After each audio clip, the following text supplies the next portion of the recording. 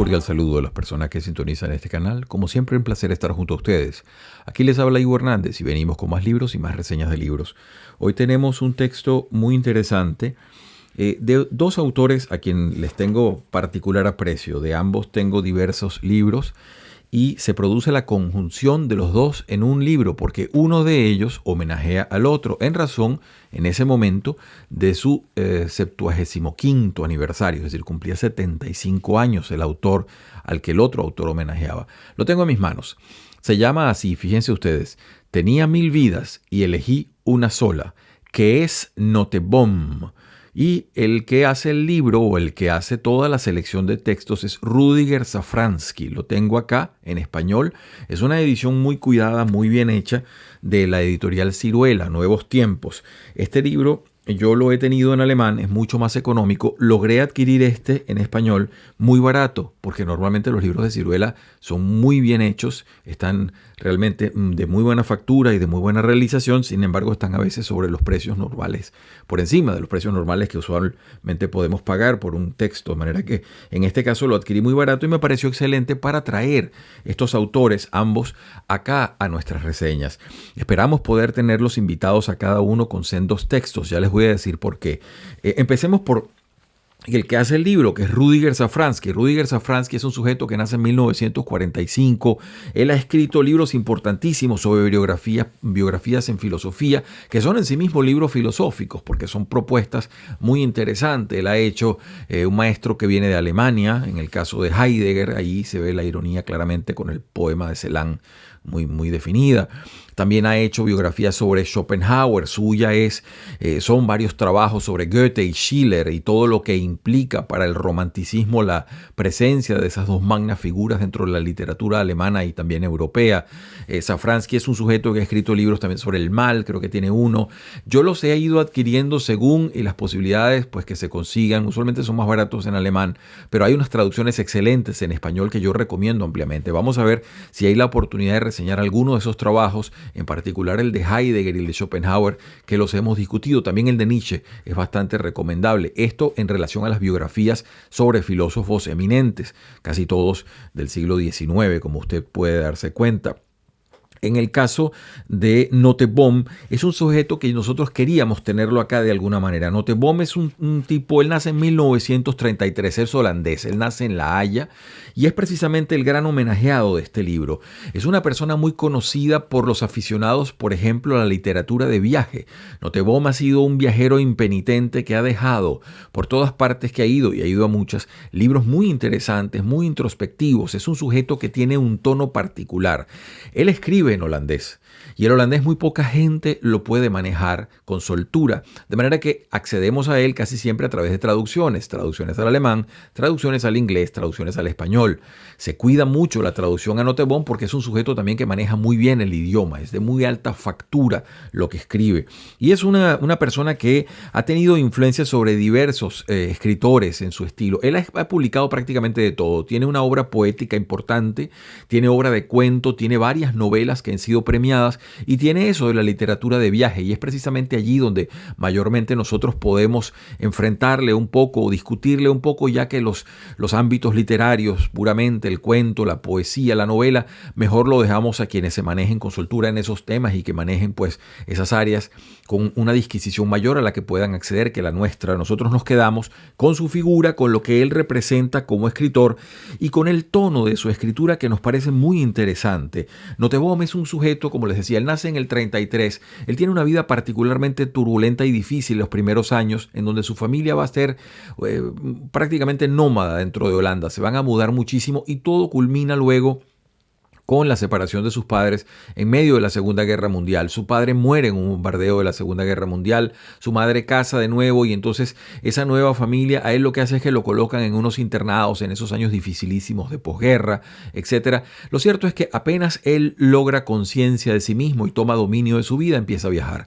Y empieza a viajar y a hacer una obra que le va a reportar fama y fortuna luego durante mucho tiempo. Él va a transitar, incluso está vivo todavía, él va a transitar entre Ámsterdam, va a trabajar va también a estar en Menorca, se mueve con cierta soltura en esos dos lugares, pero como él mismo dice, o dice su biógrafo acá, cuando no está viajando se encuentra o en su casa en Ámsterdam o en una casa que tiene en Menorca. Su esposa es fotógrafa y ellos han hecho incluso libros en conjunto. Hicieron uno que creo se llama Saigoku, sobre Japón, en un viaje, y entonces él escribe los textos de fotografías que ella ha colocado, y no es el único, hay otros textos además. Pero es un sujeto inquieto, él ha escrito sobre arte, sobre escritores holandeses, sobre diversas cosas que le llaman la atención. Lo importante cuando hablamos de Nottebohm es que él, primeramente, la idea acá es presentarlo porque mucha gente no lo conoce, y presentar un autor que es un hombre en cierta manera de nuestro tiempo y en cierta manera de todo tiempo. Nottebohm es un hombre solitario, es un hombre que reflexiona muchísimo, que tiene un carácter muy intimista en la prosa. Él habla para adentro, habla para sí, y hablando para sí nos habla a todos, porque todos tenemos ese diálogo perpetuo, ese soliloquio perpetuo que decía Antonio Machado: todo hombre que habla consigo mismo espera hablar a Dios un día, ¿no? El quien habla solas espera hablar con Dios un día. Bueno, ese soliloquio lo mantiene Nottebohm. Donde no se parece tanto quizás a nuestro tiempo pudiera ser es que es una persona que invita a la reflexión. Nuestro tiempo de la velocidad, de las cosas rápidas, del déficit de atención perpetuo que maneja la civilización. Eso no, Nottebohm es una persona que mira con detalle, que cuando viaja trata de fotografiar. Como él mismo dice, él busca disolverse en esas culturas, busca hacerse invisible para poder percibir lo más que pueda, y reflexiona mucho sobre lo que le toca ver, comparar, discutir o discurrir. Y eso es precisamente el tono de su prosa, y es por lo que nos llama la atención, y seguramente a Safransky también. Siendo Safransky un hombre de sensibilidad filosófica, es muy probable que haya sido atraído por esa especie de perspectiva que se traduce y se transluce en la prosa que él tiene, tanto en las novelas, en algunos cuentos, como en la literatura de viaje. Repetimos que es lo que mejor conocemos desde acá. Yo me permití anotar varios de sus textos. Él tiene varios libros, muchos, incluso pocos han sido traducidos al español. Yo recomiendo en particular, para quien le interese esto de la literatura de viajes, recomiendo Hotel Nómada. Así ha sido traducido lo que se conoce en alemán como Hotel Nottebohm, pero lo llamaron Hotel Nómada acertadamente, donde da discusión sobre una cantidad de viajes. Pero tiene más. Tiene uno, por ejemplo, que yo recuerdo que se llama El sonido de su nombre. En alemán se llama esto, este lo traduje yo. Es un viaje por todo la región del Medio Oriente, en donde habla sobre una cantidad de lugares que están influenciados por el Islam, la religión del Islam. También ha viajado por Latinoamérica, en donde ha dejado sus impresiones. Hizo un libro muy famoso, este sí está traducido, que se llama El desvío a Santiago, en donde habla sobre un montón de cosas, en particular de Cervantes, el Quijote y otras cosas más muy importantes. La novela sí le conozco menos, tengo a razón y así rápidamente como algo a lo que puedo apelar es Felipe y los otros, Philip und die anderen, Felipe y los otros. Esa es su primera novela, entiendo, y luego viene una muy conocida que le granjeó una cantidad de premios que se llama Rituales. Esa también, entiendo, está traducida al español. Y el libro que tengo acá, como les decía, es un homenaje. Fue un libro publicado, según recuerdo, 2007, algo así, y luego se le editó, en este caso ya un poco posterior, pero muy buen trabajo de todo un equipo de traductores de primer nivel que nos presentan este texto. Vale decir también que Nottebohm tiene las obras completas publicadas por la editorial Surkamp. Son 9 volúmenes, según entiendo. Yo no los tengo, pero son más o menos costosos, pero eso indica pues el peso que ha tenido. Y es muy curioso cómo viaja la literatura. Fíjense ustedes que en Alemania Nottebohm ha sido de mucha influencia para los escritores, quizás en parte por esa similitud expresiva que pueda encontrarse a cierto nivel entre el holandés y el alemán, y que ha tenido muy buenos traductores también. Ha viajado y ha influenciado a mucha gente, a mucha generación de esa de la posguerra, que vio en este sujeto callado, taciturno, meditabundo, un eco de sus propias ideas. Y él tiene además en sí mismo muchos autores a los que cita perpetuamente. En el caso de nuestros latinoamericanos, podemos decir, él cita recurrentemente a Borges. Es una de sus presencias siempre. A veces está observando cosas y dice, aquí se pudiera hacer un pensamiento borgiano. E inmediatamente sale con una disquisición de algo que él, en analogía a lo que habría dicho Borges, pudiera producir. De manera que en eso es importante. Yo quisiera leerles un par de cosas, hacer una reseña tan extensa como se pueda hacer para darles un sabor de este autor en manos de este texto que tenemos, que repetimos, está basado, el título, en uno de sus poemas. Él tiene una obra poética extensa y una de las líneas de un poema de él dice justamente eso: yo tenía 1000 vidas y elegí una sola. Y ahí habla pues de la certeza del camino que desde entonces ha mantenido a lo largo de su vida, una larga vida se puede decir. Bueno, voy a empezar entonces con el prólogo que hace Rüdiger Safransky, que es justamente quien compila este texto, pero primero déjenme decirles las personas que en español se han abocado a este trabajo, que repetimos, es un equipo, pues lo tengo acá, fíjense ustedes, tengo acá edición y prólogo, pues Rüdiger Safransky, muy bien, hice coordinación y traducción del alemán de María Cóndor, traducciones del neerlandés de Francisco Carrasquer, Fernando García de la Banda, Pedro Gómez Carrizo, Julio Grande, Felipe Lorda y Alais e Isabel Clara Lorda Vidal. Traducción del francés de Anne-Hélène Suárez Girard.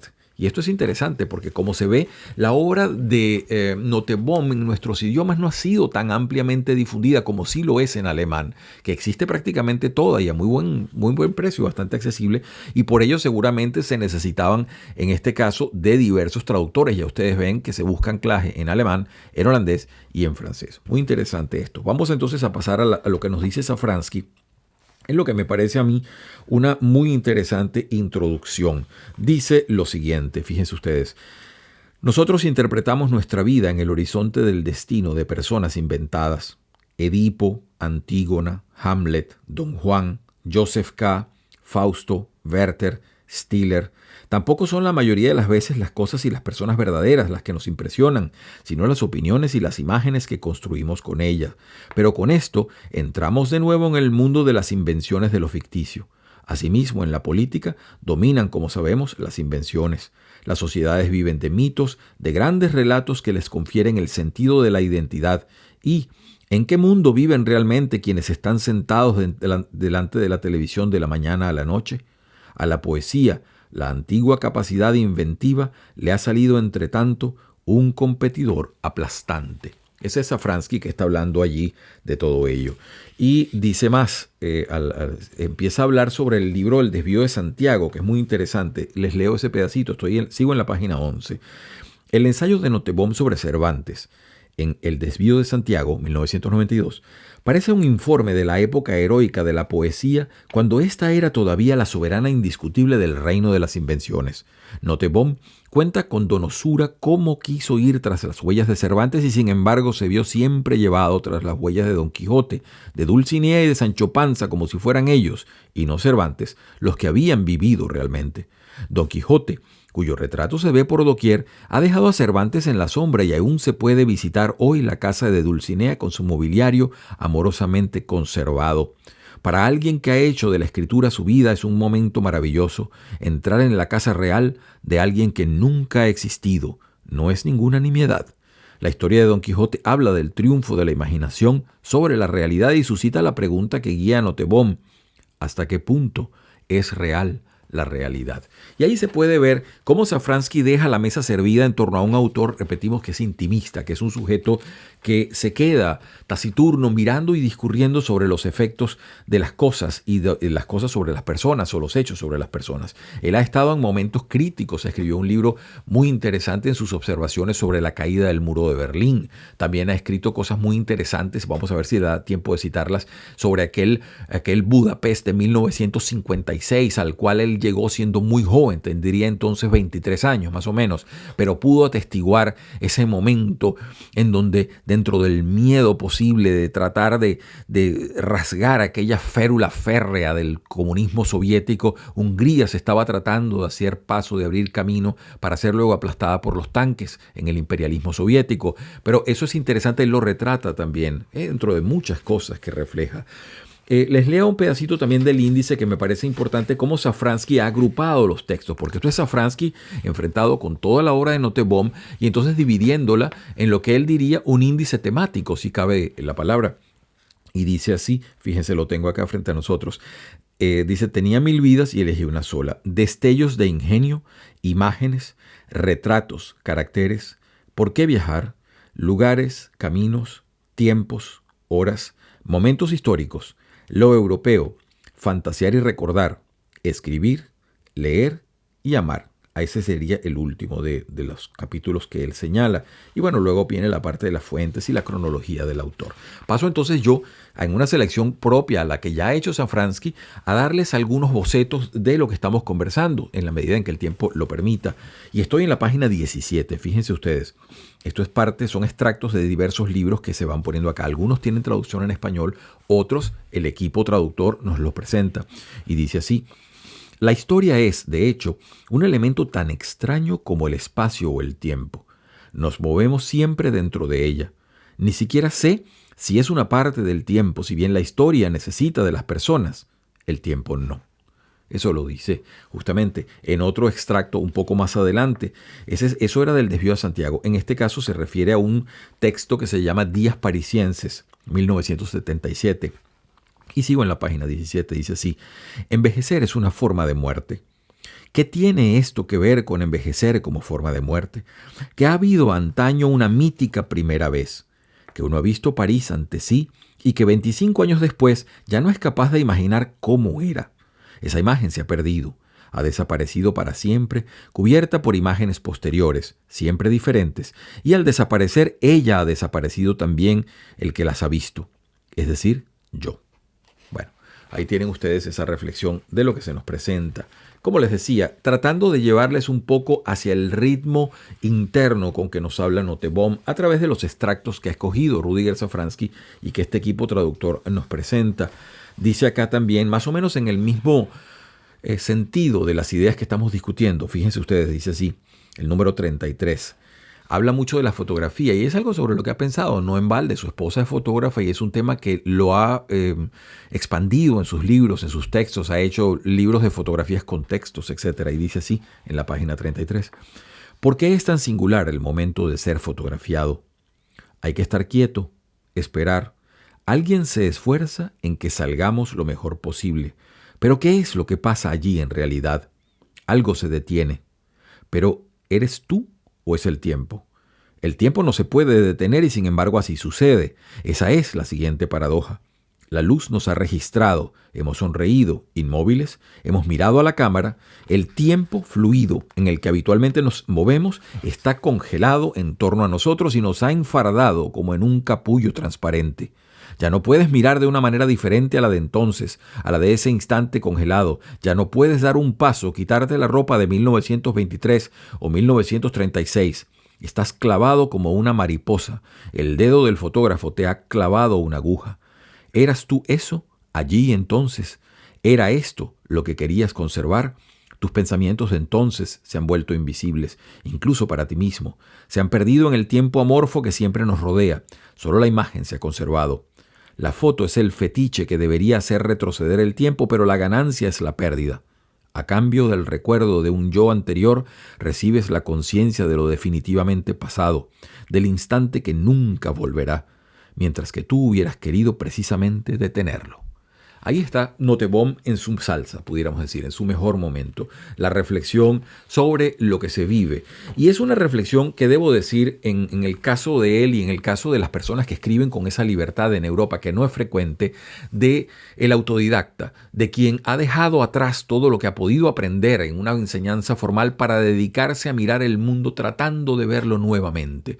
Porque mucha de la estructura formalizante educativa que en Europa, en cada uno de los países, sobre todo en la Europa continental, tiene una marca particular y sobre todo en la escritura se suele ver, ¿no?, la formación. Y esto no lo digo siempre en sentido negativo, puede ser en sentido muy positivo, pero en el caso de Nottebohm se busca eso, el anhelar esa mirada fresca, esa primera mirada, esa mirada infantil. Pensemos en eso como lo que decía Picasso al final. Dice, al final estoy aprendiendo a volver a dibujar como un niño. Esa nueva mirada que es reflexiva y que además tiene toda una cantidad de discurso interno, que es precisamente lo que en cierta manera lo aleja de los ritmos sociales contemporáneos, que son tan rápidos, tan al siguiente imagen, todo muy sencillo y muy rápido para digerirlo de una manera prácticamente imprevista.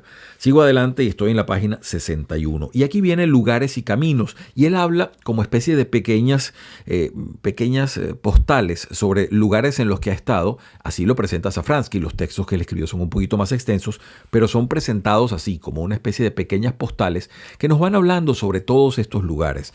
Y fíjense ustedes, aquí habla sobre su propio país, sobre Holanda, y dice lo siguiente: Holanda. El paisaje del norte sugiere absolutismo como el desierto, solo que en este caso el desierto es verde y está lleno de agua, pero carece de tentaciones, no tiene curvas ni redondeces. El país es llano, y eso da lugar a que la gente sea perfectamente visible, lo cual a su vez se refleja en el comportamiento. Los holandeses no se tratan, se enfrentan. Sus ojos luminosos horadan la mirada del otro y le sondean el alma. No hay escondrijos, ni siquiera las casas lo son. Dejan abiertas las cortinas de los ventanales y ven en ello una virtud. Bueno, doy fe de ello porque la verdad es así. Cuando uno sale de Alemania y cruza hasta Holanda, impresiona que las casas tienen grandes ventanales, cosa que las ventanas son un poquito más modestas en Alemania, un poco más pequeñas, y siempre están sí abiertas. Las casas son muy como una especie de grandes vitrinas. Eso puede darse en muchos lugares. Dice también acá, muy hermoso, en esa misma página 61, y se los leo. Dice acá: algunos nombres de lugares están rodeados por un velo que ya no es posible quitar. Lo que Roland Barthes denomina susurro en sus ensayos lingüísticos tardíos. El susurro, lo que resuena siempre. El neerlandés tiene una bella palabra para esto: rep, fama, lo que ya se ha oído y leído acerca de un lugar antes de acudir a él. Al descubrir ese lugar, queda siempre un estrato encima, algo ya decidido antes de nosotros. Florencia, Kioto, Isfahán, los vemos a través del velo de su fama, que los confirman o no los confirman. Ese es Nottebohm en su mejor estilo, como decimos. Un sujeto que es descriptivo, pero a la vez descriptivo de un paisaje externo y un paisaje interno. Usted recibe las dos cosas. Usted recibe lo que él está viendo en ese momento, que lo logra retratar con una pluma muy exacta, y también la destilación de un estado de ánimo o de una circunvolución sobre lo que se está, o una regurgitación de lo que se está digiriendo. Muy interesante todo ello, cómo él lo presenta y con una frescura, repetimos, que no es habitual. Yo la ubico siempre con la llamo la frescura del autodidacta, con todo el riesgo de la imprecisión, porque es precisamente eso, cómo él busca enfrentarse a las cosas de una manera bastante novedosa. Les leo otro pedacito más. Estoy tratando de ubicar lo que puse, porque él dedica a cada ciudad. Aquí habla sobre Lisboa, fíjense ustedes. Dice así el pedacito de Lisboa, página 72. Aquí arriba hace fresco. En el parque he perseguido a un pavo real blanco. ¿Por qué no habrá en neerlandés una palabra especial para todos los animales blancos, no solo para los caballos, como si fuera este el fin de mi vida? Y ahora estoy sentado sobre el muro exterior del castillo y contemplo desde arriba la ciudad, el río, el cuenco del mar allí detrás. Adelfas, frangipanes, laureles, grandes olmos. Una muchacha está escribiendo a mi lado. La palabra despedida flota a mi alrededor y no puedo atraparla. Toda esta ciudad es despedida, borde de Europa, última orilla del primer mundo, allí donde el enfermizo continente se hunde despacio en el mar y se derrama hacia la gran niebla en la que parece hoy el océano. Esta ciudad no pertenece al presente. Aquí es más temprano porque es más tarde. El ahora banal no ha empezado todavía. Lisboa vacila. Esta tiene que ser la palabra. Esta ciudad demora la despedida. Aquí se despide Europa de sí misma. Canciones lentas, plácida decadencia, gran belleza, recuerdo, dilación de la metamorfosis. Eso es justamente uno de los, estoy hablando de la página 72.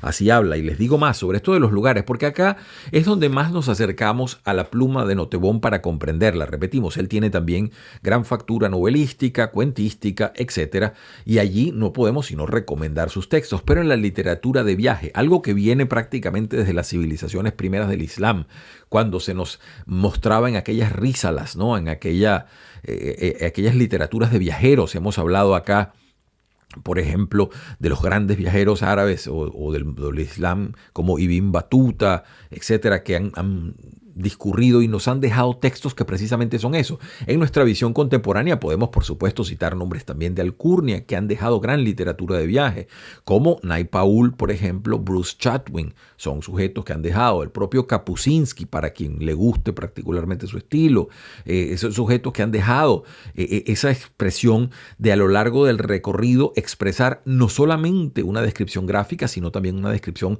que a veces es bastante íntima. Cuando Bruce Chatwin nos habla de los los famosos songliners, estos sujetos en Australia que logran narrar la realidad a través de hiladas de canciones. Nos está describiendo mucho más que simplemente el hecho geográfico o localizable en una parte del mundo. Nos está describiendo una forma de ver las cosas.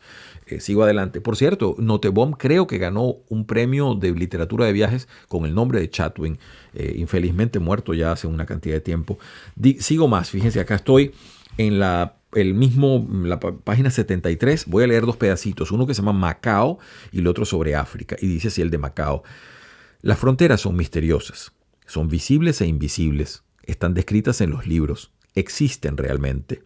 En esta idea de una frontera que el hombre delgado que tengo delante custodia y que me está permitido traspasar, Portugal limita con China. El rey y el emperador han desaparecido. Sus países siguen estando allí, pero aquí limita también el capitalismo con el comunismo. En este lugar netamente definido, el mundo se divide en dos y como el mundo es redondo, he visto esto dos veces. Tal como estoy ahora aquí, estuve años en una tarima delante del muro de Berlín y pensé, desde aquí se llega hasta China y así era. Puedo verlo y al mismo tiempo no verlo. Sigue hasta la parte de atrás de esta velada puerta y todo son fantasmagorías y todo es verdad. Muy hermoso realmente como escribe Nottebohm. Paso entonces a leerles un pedacito sobre África y ya seguimos hacia la parte final del libro para no abusar mucho de su tiempo, en un texto que recomiendo ampliamente para quien pueda adquirirlo. Está en varios idiomas. En el caso de nuestro idioma, en el español, está Tenía 1000 vidas y elegí una sola, que es Nottebohm, que es como le dicen los holandeses, creo, y Rudiger Safransky, que es quien ha hecho la selección de todo esto, y un equipo que leía al comienzo de traductores y especialistas que lo ha vertido hacia nuestro idioma. Y dice acá en la página 73, África: la mañana es fría y hay un poco de neblina. Salgo afuera y me adentro en la Biblia. El sol caliente prende fuego a la muralla ocre. Los muchachos pasan ante ella con sus corderos, sus asnos cargados de leña. Bereberes de los alrededores transportan mercancías para el mercado. En los mandarinos susurran los pájaros el compás del martillo del calderero. Los hombres avientan el grano con las manos, hierran los caballos.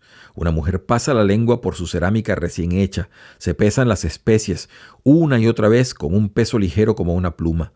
El encantador de serpientes ya ha congregado a su público. En la carnicería, los pies de camellos están perfectamente dispuestos en hilera. El arriero grita, «Balek, Balek», al pasar con su burro cargado con grandes pedazos de reluciente sal.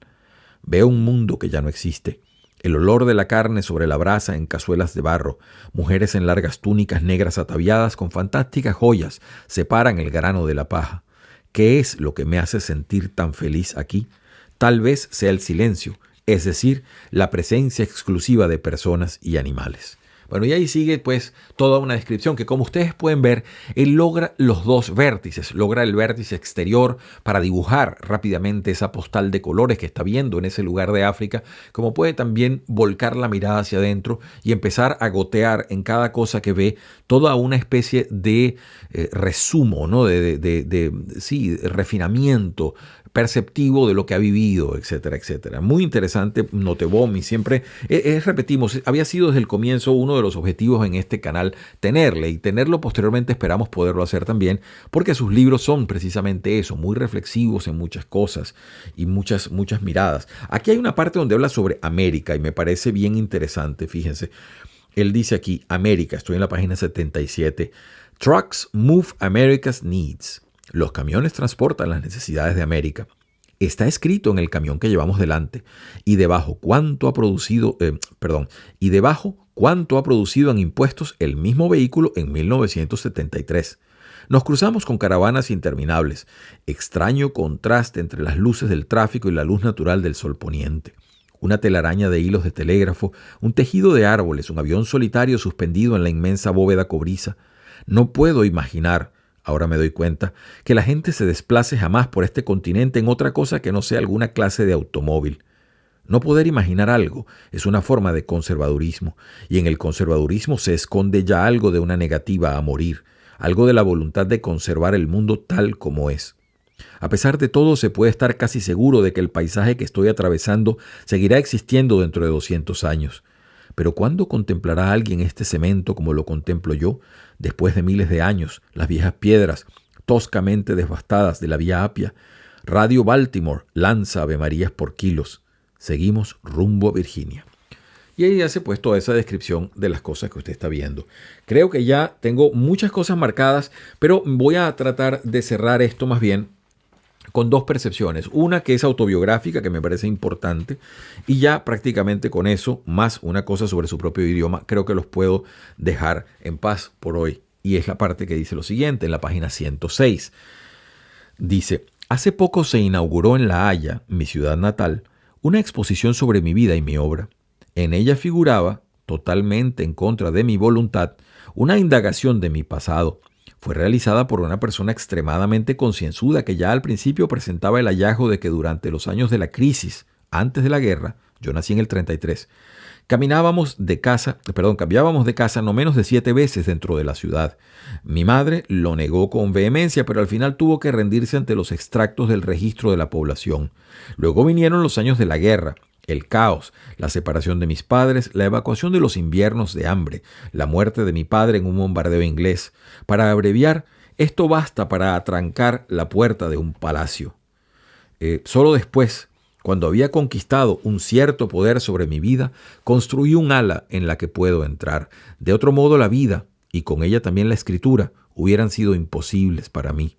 Pero el edificio principal permanece cerrado. Nunca podré, como Borges, contar qué libros leía de pequeño en la biblioteca de mi padre, o como Proust, hablar de las largas conversaciones como mi abuela, o como Nabokov, revelar jovialmente las extravagancias de mi gobernanta francesa. No solo porque mi padre no poseía ninguna biblioteca, porque mis 2 abuelas murieron sin que yo llegara a conocerlas, y porque lo que solo con un exceso de buena voluntad se podría denominar gobernanta, se escapó con mi padre en medio de la guerra, sino también, y sobre todo, porque algo fue borrado radicalmente y para siempre por una fuerza destructiva que vino de fuera, dejándome con las manos vacías. No cuento esto para despertar una pizca de compasión, cosa a la cual puedo renunciar perfectamente. Sin embargo, me ha dado la posibilidad de trazarme una vida por mí mismo, viajando y pensando, y además ha producido en mí una fascinación por el pasado, por el desaparecer, por la caducidad, por los recuerdos y las ruinas, por la antigüedad, por todo lo que está recogido en la palabra historia. Maravilla de texto, realmente, como este hombre pone en 2 pinceladas todo un estado de ánimo y un estado de las cosas. Es verdaderamente importante poderse acercar a los libros de Nottebohm, quien tenga la oportunidad de hacerlo. Y ya termino con una reflexión en la cual habla de su idioma, porque es raro ponerlo a hablar, aunque él ha escrito siempre sobre Holanda en algunas formas distintas, sobre los pintores holandeses. Él hizo incluso un libro que tiene un título muy irónico, una novela, que se llama En las montañas de Holanda. Holanda, por eso, como se sabe, pues las tierras bajas, no ninguna montaña por ningún lado. Pero entonces eso precisamente es la ironía de ese título. Y les leo entonces en la página 120 lo que sería ya para el final de esto. Se llama leer. Esa es una de las partes que Safransky coloca como los extractos en donde Nottebohm habla de la lectura. Y dice así: catástrofe, una palabra grande. Y no obstante siempre siento una rara compasión, no hay otra palabra para ello, por los amigos que no saben qué tesoros ocultos hay en la poesía holandesa. Esto desde luego parece nacionalista, pero el nacionalismo no tiene nada que ver. Uno no es islandés, alemán u holandés porque así lo haya decidido, sino simplemente porque ha nacido allí.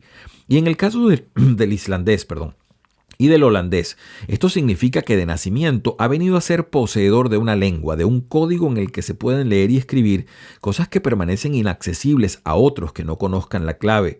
Y esto significa, a su vez, que a estos otros se les escapa todo un conjunto de sentimientos, recuerdos y alusiones ligados al nombre de un poeta determinado.